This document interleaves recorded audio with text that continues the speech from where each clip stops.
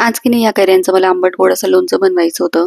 पण म्हटलं चला त्याआधी की नाही स्वयंपाक वगैरे आटपून घेऊया म्हटलं आणि त्यानंतर करूया. तर इकडे आज मी स्वयंपाकात की नाही डाळ भात केला होता. त्यासोबतच मला हिरवी मिरची लावून वांग्याची भाजी करायची होती, वांगे बटाट्याची सुकी भाजी ती टाकली एका बाजूला आणि इकडे एका बाजूला पटकन अशा चपात्या करायला घेतल्या.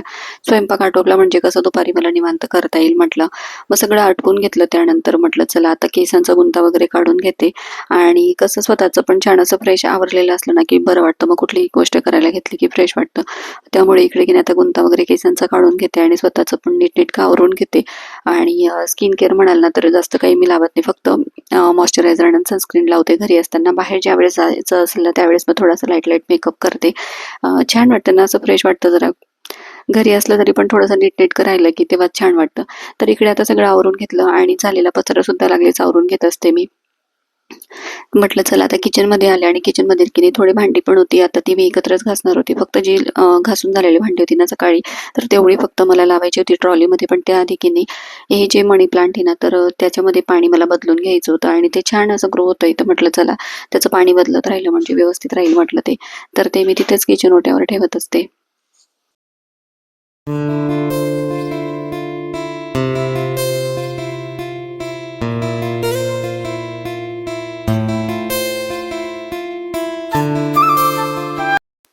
इकडे त्यांना ह्या कैऱ्या मी धुवायला घेतल्या आहेत. तर नळाखालीच धुणार होते, पण म्हटलं इकडे घेऊया, व्यवस्थित धुवून पुसून घ्याव्या लागतील त्या. आणि जवळजवळ ना 2.5 किलो कैरी होती ही. तर म्हटलं चला आता त्याचंच करूया म्हटलं. तर एक दिवस ऑलरेडी झालेला होता. आता म्हटलं पिकायला वगैरे नको. पण हे जे लोणचं आहे ना, जरी आपण थोड्याशा पिकलेल्या असल्या म्हणजे थोड्याशा पिवळ्या वगैरे जरी झालेल्या असल्या ना कैऱ्या आणि त्याचं केलं ना तरी सुद्धा छान लागतं. थोडीशी आंबट करी असली का अजून जास्त टेस्टी लागतं. तर म्हटलं चला. आणि ना हे लोणचं की नाही आमच्या खानदेशमध्ये की नाही ज्यावेळेस लग्न वगैरे असतात ना तर त्यावेळेस लग्नामध्ये पंक्तीत हे लोणचं असं लावलं जातं. म्हणजे ज्यांचा कोणाचा चांगला बजेट असेल तर मग 2-3 भाज्या त्यासोबत मसाले भात वगैरे पुरी आणि हे लोणचं असं पण लावलं जातं. तर ते ना पंक्तीतलं लोणचं मला खूप जास्त आवडतं.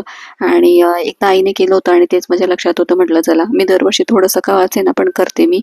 मग म्हटलं चला यावेळेस ना वडिलांनी आणून दिल्या होत्या ह्या कैऱ्या, तर म्हटलं चला करून टाकूया. आणि भरपूर होते, 2.5 किलो म्हणजे भरपूर झालं होतं. तर मग म्हटलं चला. आणि असंही आपल्याला मध्ये जर का खायची इच्छा झाली तर आपण कधीही ते करू शकतो. थोडं थोडं करून सुद्धा ठेवू शकतो किंवा जास्त क्वांटिटीत करायचं असेल तर फ्रीजमध्ये ठेवून द्या, वर्षभर राहतं ते व्यवस्थित. याला मेथांबा, मुरांबा असं सुद्धा म्हटलं जातं बऱ्याच ठिकाणी. तर इकडे आता कैरी मी कापून घेतली आणि जरा मोठ्या मोठ्याच फोडी करणार आहे मी, कारण खूप जास्त छोट्या फोडी केल्या ना की ते शिजल्यानंतर मग खूप जास्त असं म्हणजे गचगच होतं.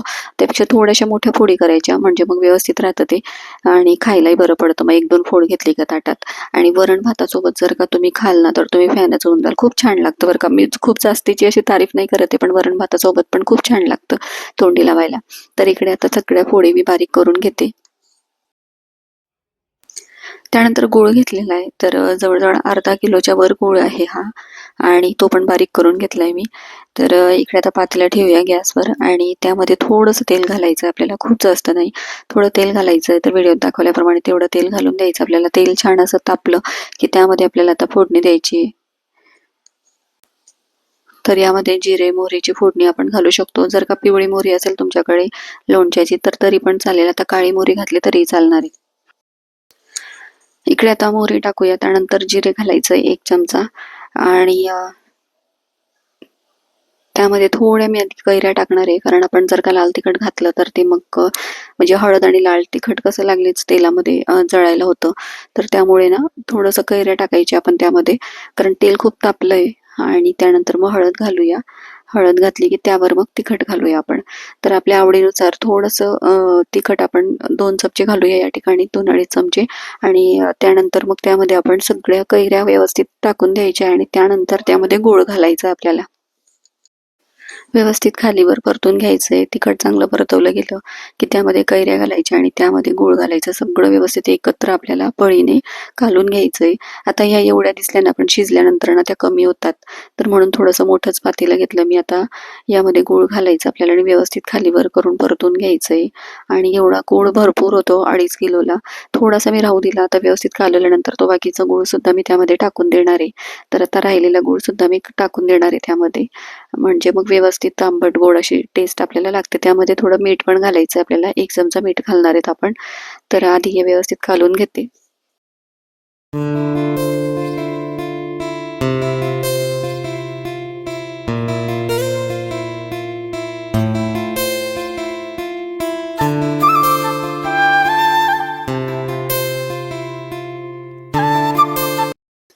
आता इकडे सगळ्या वस्तू आपल्या घालून झाल्यात आणि व्यवस्थित कालवून घ्यायचं आपल्याला आणि मीडियम गॅसवरच आपल्याला ठेवायचं आहे. तर शेवटी थोडं म्हणजे अगदी अर्धा चमचा मी हिंग घातलाय त्यामध्ये आणि त्यानंतर मग व्यवस्थित परतून घ्यायचं आहे आणि आपल्याला ते झाकून ठेवायचं आहे. तर इकडे बघा आता झाकून ठेवलं होतं मी आणि असं काही खाली बसल्या आहेत कैऱ्या, त्यामध्ये असं गुळाचं पाणी सुटेल आणि लागलीच एक 15 ते 20 मिनिटात आपलं लोणचं तयार होऊन जातं. तर इकडे आता पुन्हा एकदा झाकून ठेवू द्या. तोपर्यंत म्हटलं चला लोणचं होतंय तोपर्यंत कपडे वगैरे काढून आणले मी आणि कपड्यांच्या घड्या वगैरे घालून घेते म्हटलं. इकडे आता कपडे वगैरे काढून आणले होते आणि कामात काम झालं ना तर आपल्याला पण चांगलं वाटतं. तर तिकडे आता लोणचं अगदी कमी गॅसवर ठेवलेलं आहे मी.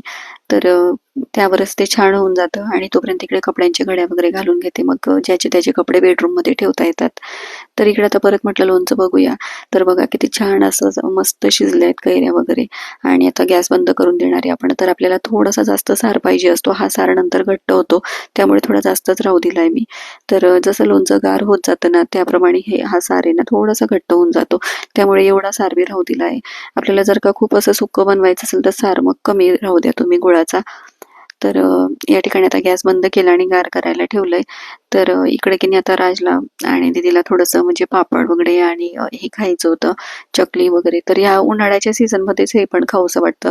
तर म्हटलं चला मुलांना थोडं ते तळून देऊया म्हटलं आणि आता संध्याकाळची वेळ झालेलीच होती.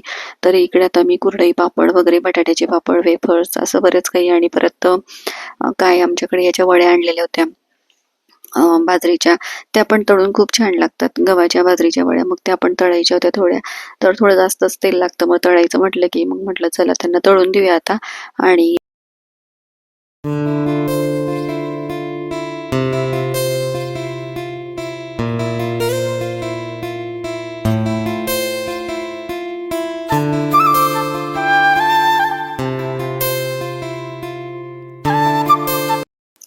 इकडे आता त्यांना खायला दिलं दोघांना. त्यानंतर म्हटलं चला मला ना थोडा चहा घ्यायचा होता आणि संध्याकाळच्या वेळेस मग थोडासा अर्धा कप मी चहा घेत असते.